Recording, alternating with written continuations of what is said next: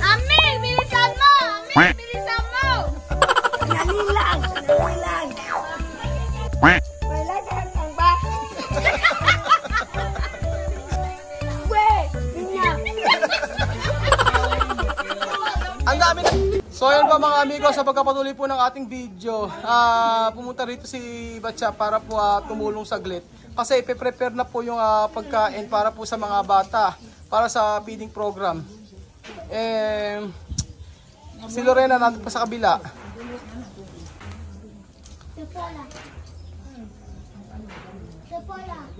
Kumakain na si Pasensya, ayan mga amigo, tinikman niya yung isaw. Pero ito po, ang costillas, ito po ay isa sa mabenta dito sa Equatorial Guinea, ang spare ribs. Alam nyo po, medyo mura po ang spare ribs dito kumpara po sa Pilipinas. Sa tingin ko po, parang isang malaking ganon, parang nasa 200 pesos po. Dalawang magkapatong, parang ito. Ayan. Parang 1, 2, 3, 4, 5, 6. Parang lahat po niyan mga amigo, nasa siguro mga 250 o 300 pesos. Lahat na yan Ayan.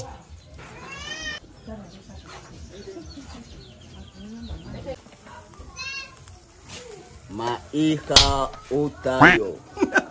Mag-ihaw tayo! Ayan. Pawis na pawis. Mainit po dito sa Equatorial Guinea ngayon.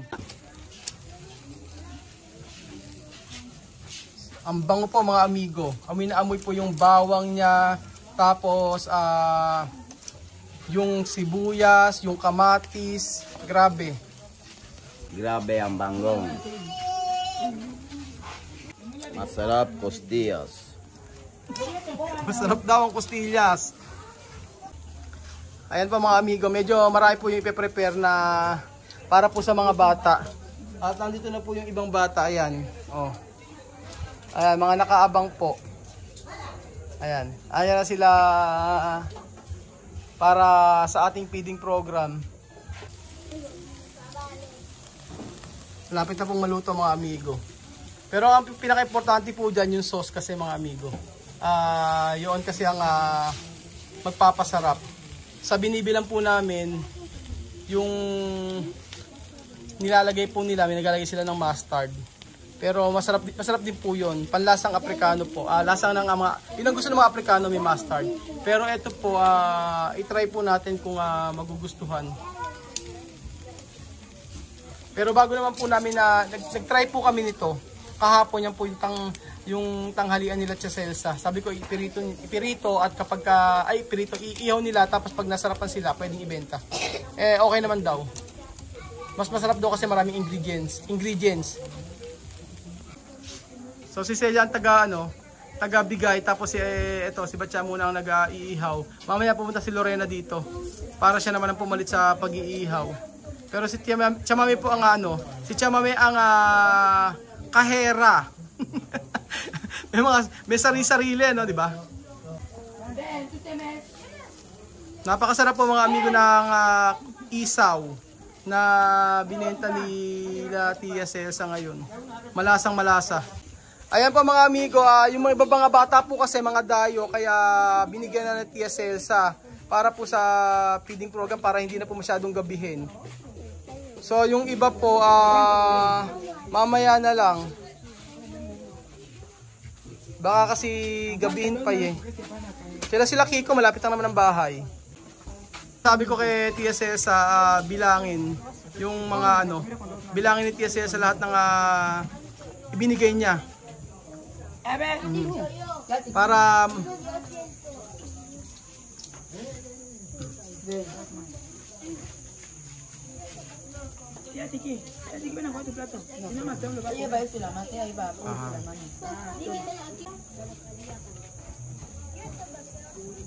tapos antayin na lang po nila yung costillas. Ayan.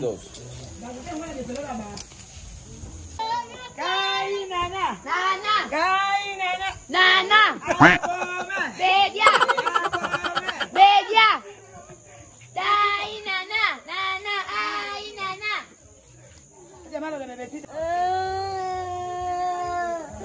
Anong inaarte ni Mahmoud?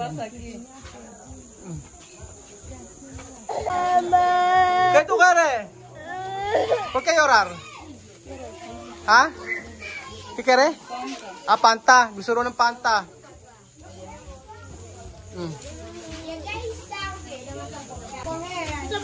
So, ayun na po yung ibang mga bata, mga amigo. Para sa ating feeding program.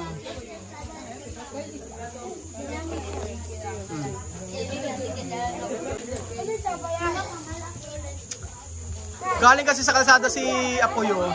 Tapos siguro nagpapabili ng juice o ng Fanta. Ay mga bata oh. Kumakain na po mga amigo.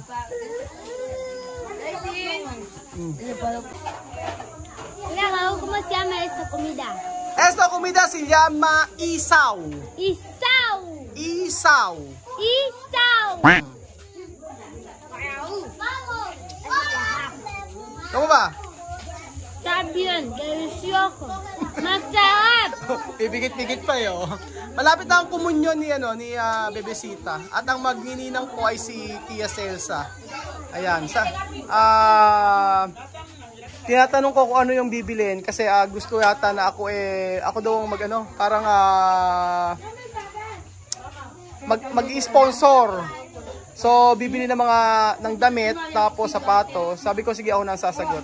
Mabait itong si Bebesita. Grabe na ito si Papito. Ipinalaman ng isaw.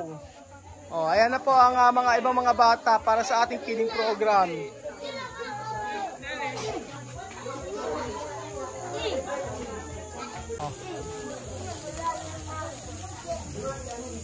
Inihaw, baboy, masarap. Dami. Feeding program. Ang saya-saya. Hi! Hiram al deliver. Oh, si Misma ang taga-deliver mga amigo. So, ayan pa mga amigo natin. Ito po si Barbie at nagbabalik dito sa bahay ni Kuya. Guwapa, Barbie. Gracias.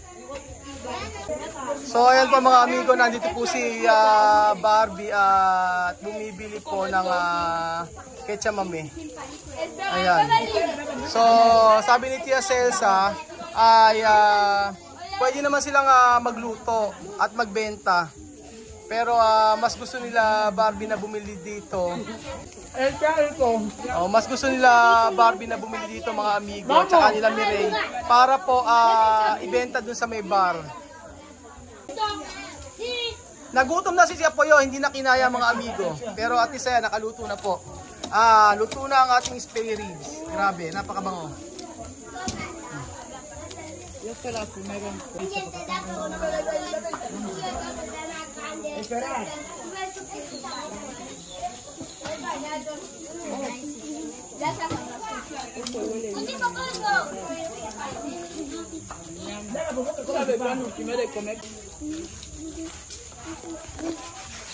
Ito ang talagang negosyo na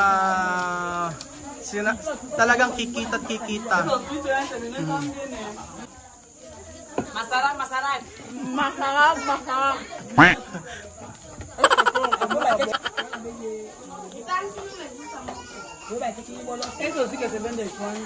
Nabusog na po si Celia at si Misma kasi talagang nakakagutom. Tapos si Misma ang runner sa mga kapitbahay ni Tia Celsa.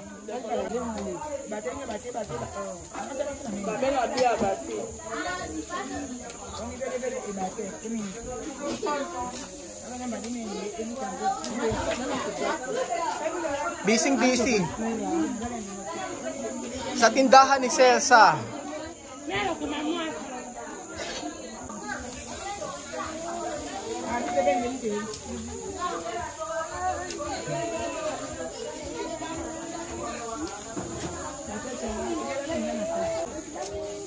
Mabilis kumilos si Apoyo. Pero si Elvis po, alam niyo po, habang tumatagal, bumibilis na rin po sa pagluluto.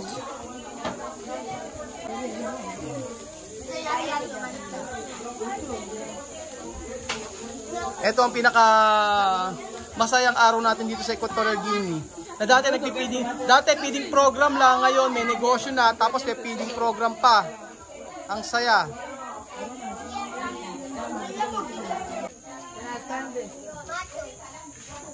Ayan po, bumili si Barbie. At naaamoy niya. Pero si Mireille po medyo hindi po nagpupunta rito eh. Baka hanggang ngayon po may tampo. Pero paano ba ang gagawin?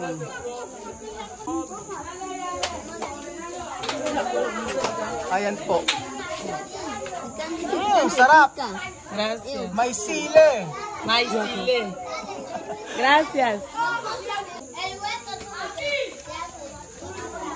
So ayan po mga amigo, naka-aabang na po sila para sa ating feeding program.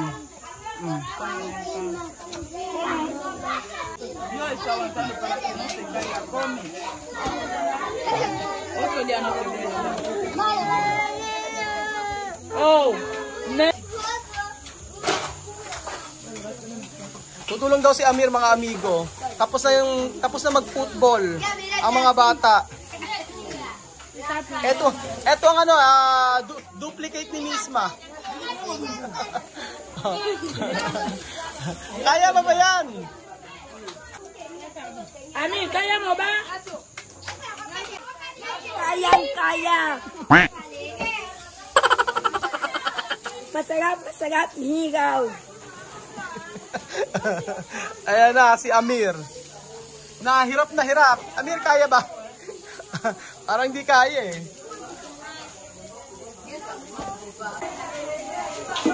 Ano yun o? Si Miss Matamir, parang duplicate, parang kambal.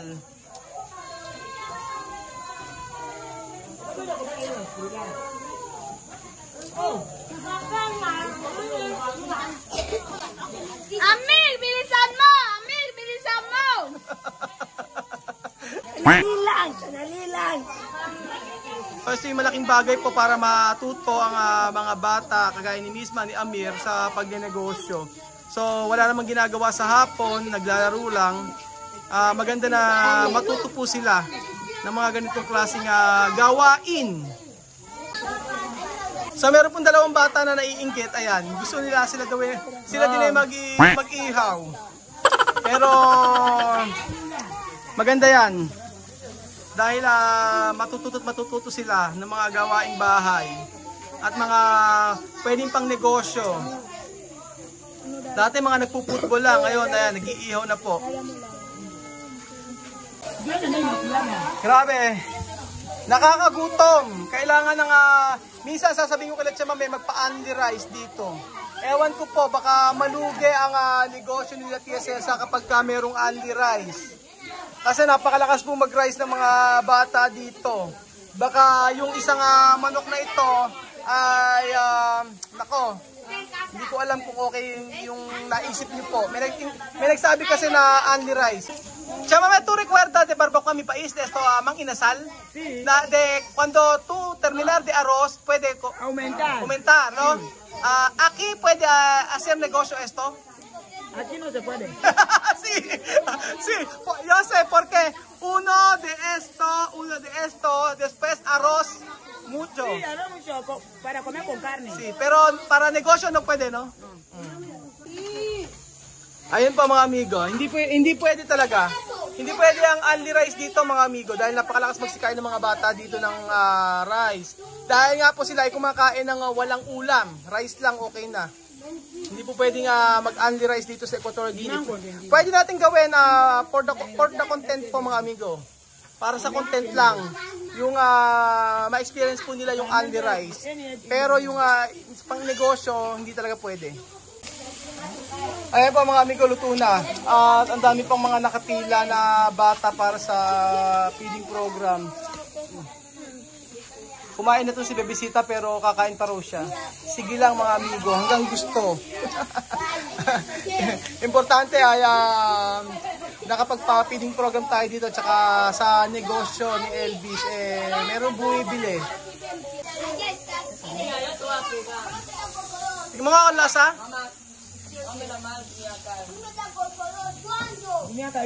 Ano? Sarap. Sarap? Masarap ang sarap. Ano daw? Ulitin mo. Masarap ang sarap. Masarap naman talaga, di ba? Tinikman ko na eh. Masarap to pag maraming kanin. At ayan pa mga amigo, kami uuwi na. At gabi na po dito sa Equatorial Guinea at hindi ko na makikita yung ibang mga bata na kumakain. Pero ayan po sila. Gusto pa nilang kumain para sa ng costillas o spare rib. Maraming salamat po sa walang sawa niyo pong panonood at thank you po sa inyong sa walang sawa niyo pong pagsuporta at sa hindi niyo po pag-i-skip ng ads. Maraming salamat po. At God bless po mga kababayan ko. Share niyo po ang ating video Pinoy Equatorial Guinea sa ating Facebook page at saka po sa ating YouTube channel Pinoy Equatorial Guinea. Like niyo rin po and share niyo na. Share and then comment po kayo mga amigo. Salamat po, adios, hasta mañana. Ciao, adios. Oh! Adios. Eduardo. Hasta mañana. Adiós. Filipino. Salamat Filipino. Salamat Filipino. Salamat Filipino. Busok ako. Busok ako. Busok ako. Busok ako.